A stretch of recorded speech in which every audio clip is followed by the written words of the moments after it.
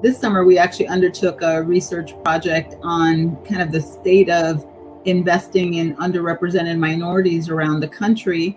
It turned out that there's only 50 firms in the entire nation that have done 5 or more investments in underrepresented minority founders in the last 5 years. When you looked at the number of investments annually, there were fewer than 100 investments in venture capital in African American and Latinx-led firms.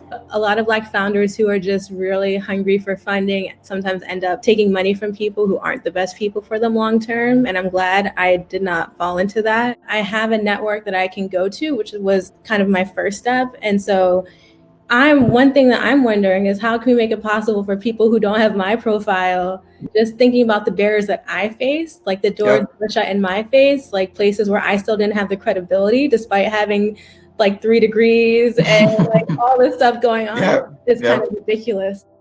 Ethnically diverse startup companies outperformed all white companies by 30%. And that startup companies that had ethnically diverse senior management outperformed all white companies by 60%. So in fact, it's not charity, it's actually doing better by your investors if you're investing in diverse teams because they're financially outperforming. I think the stereotypes get in people's way because they make assumptions that are biased, and there hasn't been the data to say that's not the reality, that's the bias speaking.